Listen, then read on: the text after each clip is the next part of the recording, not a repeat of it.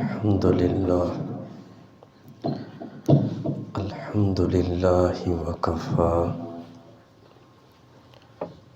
والصلاة والسلام علی سید الرسل وخاتم الانبیاء وعلى آلہ واصحابہ الاتقیاء اما بعد فاعوذ باللہ من الشیطان الرجیم بسم اللہ الرحمن الرحیم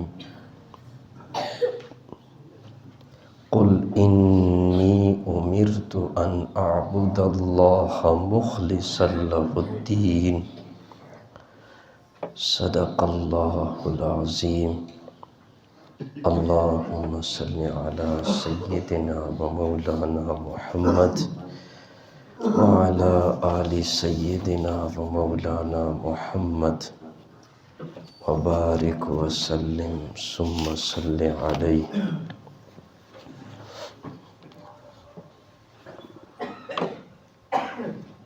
نبی اکرم صلی اللہ علیہ وسلم کا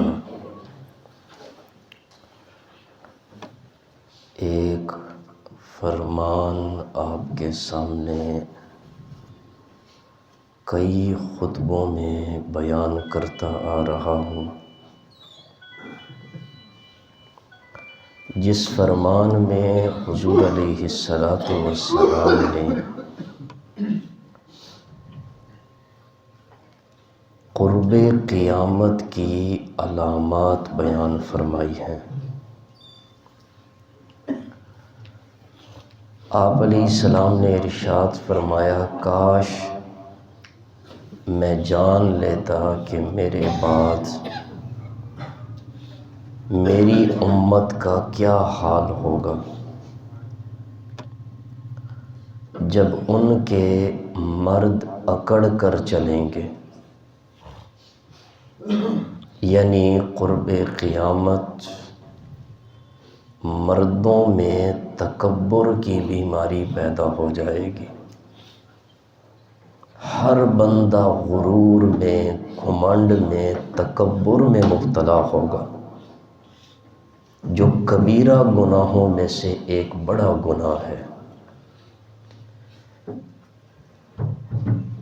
دوسرا حضور نے فرمایا کہ میرے بعد میری امت کا کیا حال ہوگا جب ان کی عورتیں سرے بازار اتراتی پھریں گی۔ یہ قرب قیامت کی دوسری علامت ہے کہ عورتوں میں ناز نخرے کی بیماری پیدا ہو جائے گی۔ عورتیں بناؤ سنگھار کر کے، فیشن کر کے بازاروں میں، محفلوں میں سرعام گھومتی پھریں گی، اتراتی پھریں گی، غیر مردوں کو اپنی طرف مائل کریں گی۔ ان پر میں تفصیل سے گزشتہ خطبات میں عرض کر چکا ہوں۔ آج کے اس جمعہ کے خطبہ میں تیسری بات جو اس حدیث پاک میں حضور علیہ السلام نے ارشاد فرمائی، اس پر گفتگو کروں گا بتوفیق اللہ تعالی۔ آپ علیہ السلام نے فرمایا، کاش میں جان لیتا جب میری امت میں دو طبقے ہو جائیں گے، قیامت کے قریب دو طبقے ہو جائیں گے۔ ایک طبقہ تو وہ ہوگا جو اللہ کے راستے میں سینہ سپر ہوگا، اس وقت بھی دین پر قائم ہوگا، انہیں کوئی دین سے ہٹا نہیں سکے گا۔ اور دوسرا طبقہ وہ ہوگا جن کا ہر کام ہی غیر اللہ کے لیے ہوگا، اس طبقے میں اخلاص نام کی چیز نہیں ہوگی۔ ان کا اٹھنا بیٹھنا، ان کا مال خرچ کرنا، ان کی نمازیں پڑھنا پڑھانا، ان کا دین کا کام کرنا، کسی کے ساتھ اچھا سلوک کرنا، مقصد غیر اللہ کی خوشنودی ہوگی۔ ان دو جماعتوں میں سے ایک جماعت کا آج تذکرہ کروں گا، وقت کم ہوتا ہے تاکہ اس پر تفصیل سے کچھ باتیں عرض کی جا سکیں۔ حضور نے فرمایا میں جان لیتا کاش کہ میرے بعد جب میری امت کے اندر دو طبقے بن جائیں گے تو ان میں سے پہلا طبقہ کون سا ہے؟ جو ہمیشہ اللہ کے راستے میں سینہ سپر ہوگا، ہمیشہ دین پر قائم ہوگا، ان میں اخلاص ہوگا، ان کے ہر عمل میں اللہ کی رضا ہوگی۔ اللہ تعالی ہمیں اس جماعت میں شامل فرمائے، آمین۔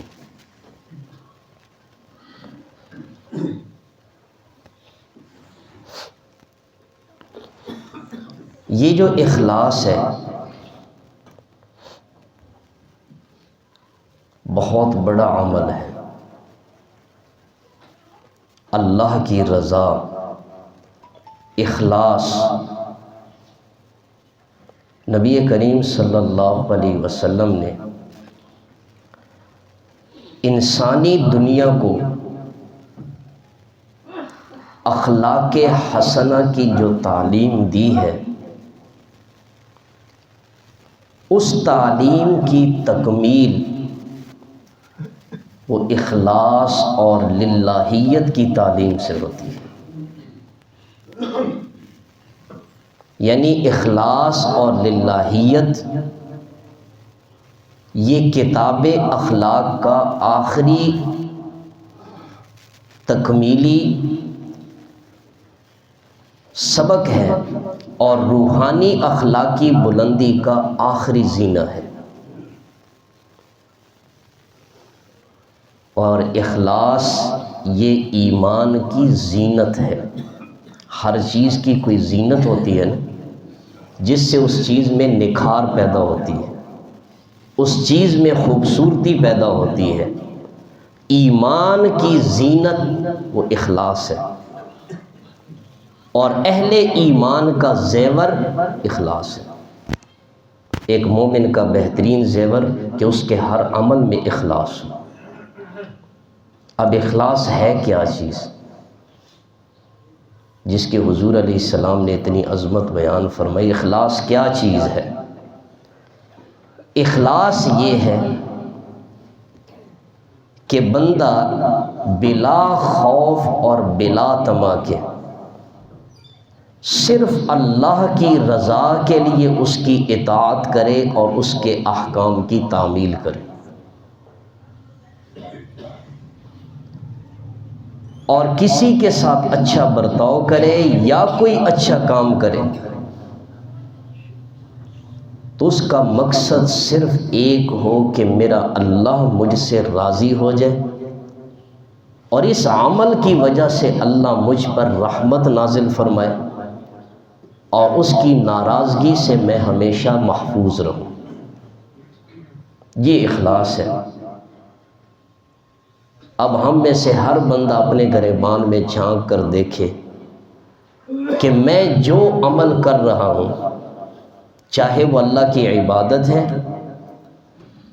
چاہے وہ کسی کے ساتھ اچھا سلوک ہے، چاہے وہ مخلوق خدا کی خدمت ہے، چاہے وہ اللہ کی راہ میں مال خرچ کرنا ہے، میرے اس عمل کے پیچھے اخلاص کتنا ہے ہم فیصلہ کر سکتے ہیں۔ اگر وہ اخلاص ہے تو بندے کا یہ عمل اللہ کی بارگاہ میں یقیناً قبول ہو گیا۔ رسول اللہ صلی اللہ علیہ وسلم کے پاس ایک شخص آیا اور اس نے عرض کیا، یا رسول اللہ، ہم شہرت اور ناموری حاصل کرنے کے لیے اپنی دولت خرچ کرتے ہیں تو ہمیں اس کا کیا اجر ملے گا؟ آپ علیہ الصلوۃ والسلام نے فرمایا کوئی اجر نہیں ملے گا۔ اس شخص نے پھر سوال کیا، یا رسول اللہ، ہم مال خرچ کرتے ہیں، ہمارے پیش نظر ثواب بھی ہے، شہرت بھی ہے، ثواب بھی مل جائے کہ فلاں مال جو میں نے خرچ کیا اللہ مجھ سے راضی ہو، ساتھ ساتھ یہ بھی نیت ہے لوگ بھی کہیں گے یہ بڑا سخی ہے، مسجدوں پہ بڑا مال خرچ کرتا ہے، غریبوں پہ بڑا خرچ کرتا ہے، دونوں مقصد ہیں۔ یا رسول اللہ، اس دولت کے خرچ کرنے پر ہمیں اجر ملے گا؟ حدیث توجہ سے سنیں، جو اخلاص سے متعلق کا بات ہے۔ حضور علیہ السلام نے ارشاد فرمایا، ان اللہ لا یقبل الا من اخلص لہ، اللہ صرف اس کے عمل کو قبول فرماتا ہے جو اس کی رضا کے لیے عمل کرے، صرف اللہ کی رضا مقصود ہو بس۔ اگر یہ مال آپ نے خرچ کیا ہے اس لیے کہ اللہ مجھ سے راضی ہو جائے، کوئی شہرت مقصود نہیں ہے، حضور نے فرمایا یہ عمل آپ کا اللہ کے ہاں قبول ہے۔ پھر حضور علیہ الصلوۃ والسلام نے قرآن پاک کی یہ آیت پڑھی، قل انی امرت ان اعبد اللہ مخلصا لہ الدین، اللہ نے اپنے نبی کی زبان سے اعلان کروایا، میرے پیغمبر آپ فرما دیجئے مجھے اللہ کی طرف سے یہ حکم ملا ہے کہ میں اللہ کی عبادت اس طرح کروں کہ خالص اسی کے لیے عبادت کروں۔ تو اس حدیث سے کیا معلوم ہوا؟ اللہ نے اپنے نبی سے اعلان کروایا، اور ہر مومن کو بھی یہی اعلان کرتے رہنا چاہیے کہ میں عبادت کروں گا تو خالص کس کی؟ اللہ کی۔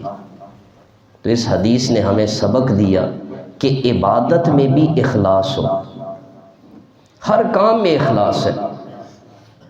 قرآن کریم پڑھے، اخلاص سے متعلق قرآن کی آیات بھری پڑی ہے۔ کہیں فرمایا فاعبد اللہ مخلصا لہ الدین، عبادت کرو تو خالص اللہ کی عبادت کرو۔ کہیں فرمایا فادعوا اللہ مخلصین لہ الدین، پکارنا ہو تو خالص اللہ کو پکارو، مدد مانگنی ہو تو خالص اللہ سے مانگو، حاجت پیش کرنی ہو تو خالص اپنے رب کے سامنے حاجت پیش کرو۔ تو اللہ کی خالص پکار، اللہ کی خالص عبادت، خالص اللہ سے مانگنا یہی ہے کہ صرف اسی کی پکار ہو، اسی سے مانگنا ہو، اس کے ساتھ کسی اور کی شراکت اور ملاوٹ نہ ہو۔ اگر عبادت میں ملاوٹ آ جائے تو وہ عبادت نہیں رہتی۔ خالص دودھ ہے، اس دودھ کے اندر اگر جانور کے پیشاب کی چھینٹیں پڑ جائیں، کوئی اسے پینے کے لیے تیار ہے؟ سارا دودھ کیا بن گیا؟ زہر بن گیا۔ اگر ایک بندہ اللہ کی عبادت کرتے ہوئے ساتھ اس میں کسی غیر کو شریک کرتا ہے، اس کی عبادت میں ملاوٹ آ گئی، یہ عبادت ہی نہیں رہی۔ تو عبادت بھی خالص اللہ کی ہو، جس میں ملاوٹ نہ ہو۔ التحیات للہ، ہم نماز میں پڑھتے ہیں، ہر نماز میں جب التحیات بیٹھتے ہیں تو کہتے ہیں التحیات للہ والصلوات والطیبات۔ نماز ترجمے کے ساتھ پڑھیں تو پھر پتہ چلے اللہ نے نماز میں کس طرح خالص عبادت کا حکم دیا۔ اور اللہ کریم کے سامنے ہم اپنی زبان سے کہتے ہیں التحیات للہ والصلوات والطیبات، یا اللہ میری زبانی عبادتیں بھی صرف تیرے لیے ہیں، میری بدنی عبادتیں بھی خالص تیرے لیے ہیں، میری مالی عبادتیں بھی خالص تیرے لیے ہیں۔ اللہ ہمیں حقیقت میں نمازی بنائے، حقیقی معنوں میں اللہ ہمیں نمازیوں کی صف میں شامل فرمائے۔ میں اکثر عرض کرتا ہوں کہ یہ جو اللہ تعالیٰ نے مسلمانوں کو جماعت کے ساتھ ایک نماز پڑھنے کا حکم دیا کہ دن رات میں 5 نمازیں فرض کی ہیں، مسلمان کبھی ان نمازوں کے اندر غور کرے، ان کی فرضیت کی حکمت کو سمجھے، خدا کی قسم کبھی نمازی آدمی شرک کے قریب بھی نہیں جا سکتا۔ لیکن ہم نے تو کیا ہے، نماز کے الفاظ رٹ لیے، نہ اس کا ترجمہ آتا ہے، نہ اس کا مفہوم، نہ نماز کی حکمتیں، نہ نماز کا مقصد۔ سب سے بڑی عبادت ہے، اللہ نے عرش پہ بلا کر اپنے نبی کو نمازوں کا تحفہ دیا۔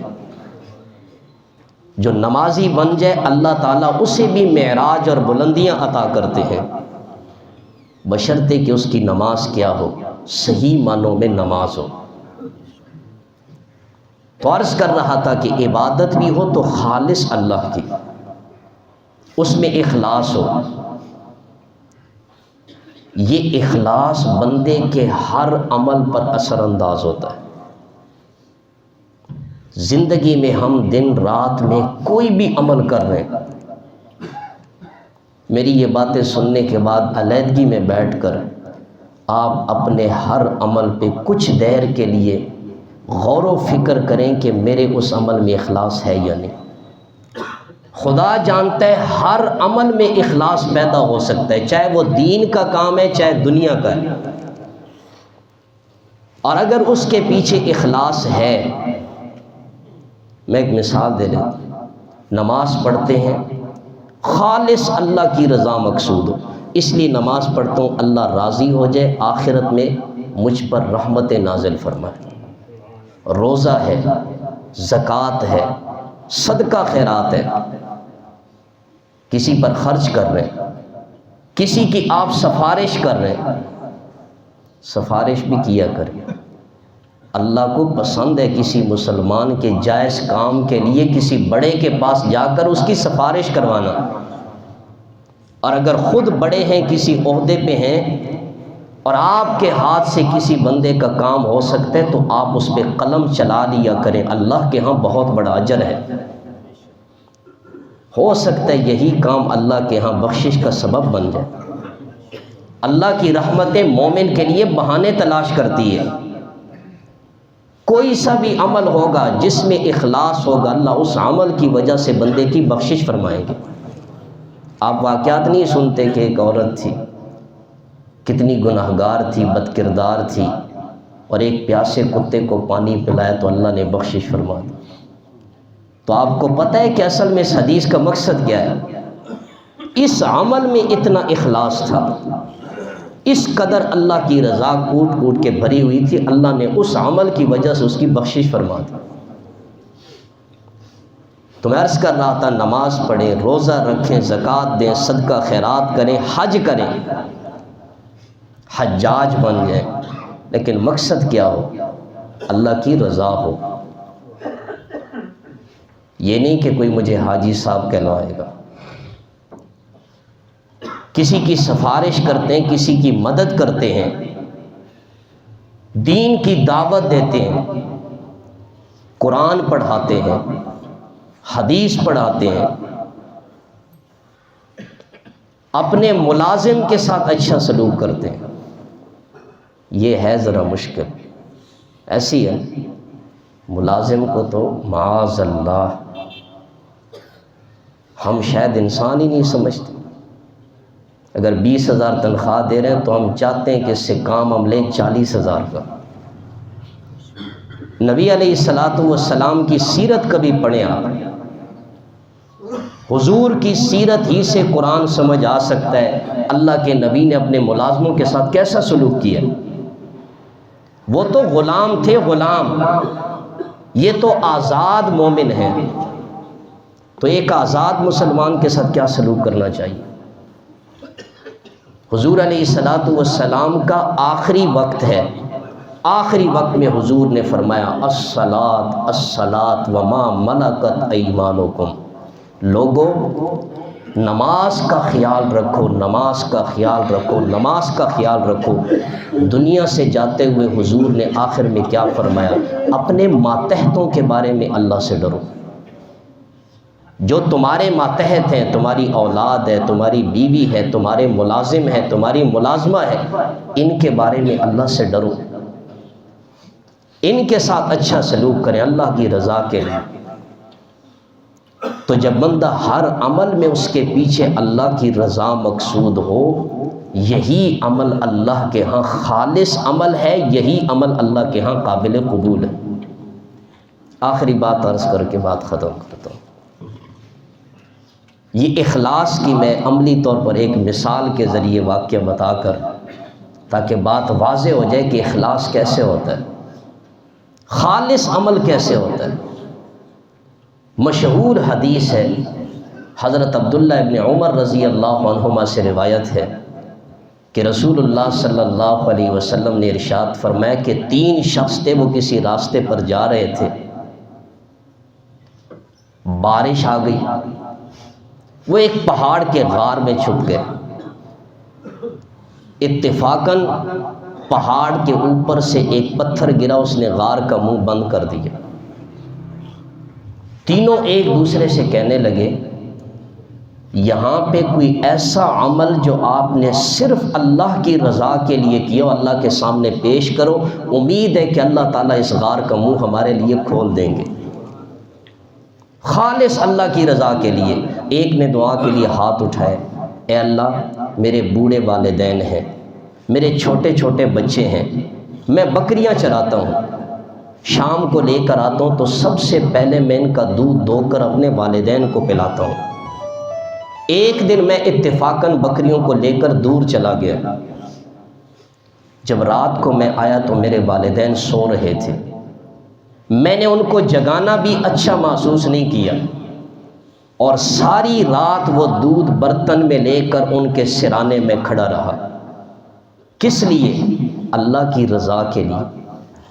یہ میرے والدین ہیں، اللہ نے ان کا احترام رکھا ہے، ان کی خدمت کا حکم دیا ہے، یا اللہ ساری رات اسی طرح میرے بچے مجھ سے دودھ مانگتے رہے، لیکن میں نے والدین کی اس خدمت اور اطاعت کو مقدم رکھتے ہوئے صبح تک دودھ لے کر کھڑا رہا، یہاں تک کہ صبح ہو گئی۔ اگر میرا یہ عمل تیری رضا کے لیے ہے اور تیری ہی رضا کے لیے کیا ہے تو یا اللہ اس غار کا منہ کھول دے۔ حدیث پاک میں آتا ہے اللہ تعالیٰ نے اس غار کے منہ سے اس پتھر کو کچھ ہٹا دیا۔ دوسرا بندہ آیا، یا اللہ میری ایک چچا کی بیٹی تھی، میں اس سے محبت کرتا تھا اور انتہا درجے کی محبت تھی، میں نے اس سے اپنی خواہش کا اظہار کیا تو اس نے کہا 100 اشرفیاں لوں گی۔ میں نے 100 اشرفیاں اس کے لیے جمع کر لیں۔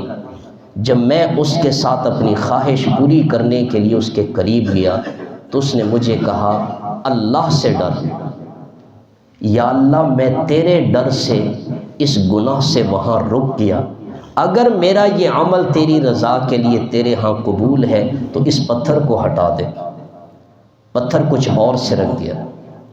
تیسرے بندے نے اپنا عمل پیش کیا جو اخلاص سے اس نے کیا تھا، یا اللہ میرے پاس ایک مزدور مزدوری کرتا تھا، میں نے تھوڑے سے چاول اس کی مزدوری کے بدلے میں اس کو دینے تھے، جب شام کو اپنی مزدوری کر چکا میں نے وہ تھوڑے سے چاول اس کو دینے لگا، اس نے لینے سے انکار کر دیا اور چلا گیا۔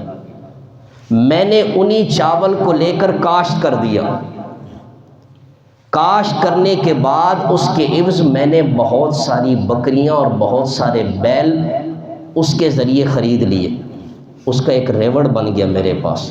طویل عرصے کے بعد وہ شخص میرے پاس آیا اور اس نے عرض کیا کہ مجھ پر ظلم نہ کر، خدا سے ڈر اور مجھے میری پوری مزدوری دے دے۔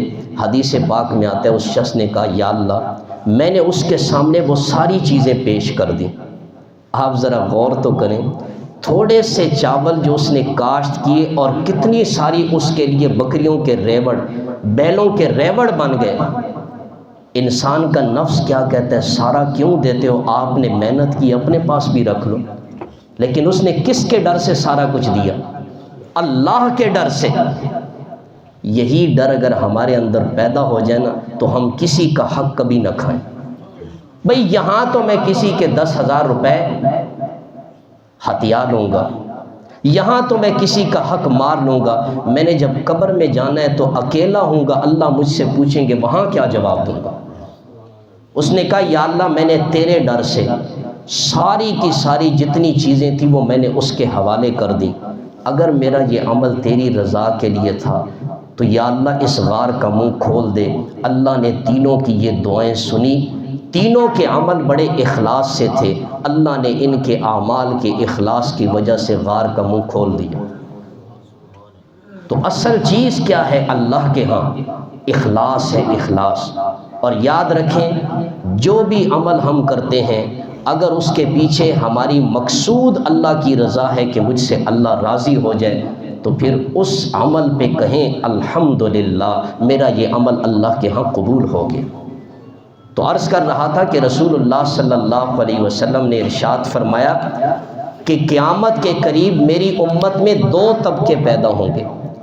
ایک طبقہ تو وہ ہوگا جو ہمیشہ دین پر قائم رہے گا، ان کا ہر عمل صرف اللہ کی رضا کے لیے ہوگا، اس جماعت کا میں نے آپ کے سامنے تذکرہ کر دیا۔ دوسری جماعت کا تذکرہ اگلے جمعہ۔ آخر دعوانا ان الحمدللہ۔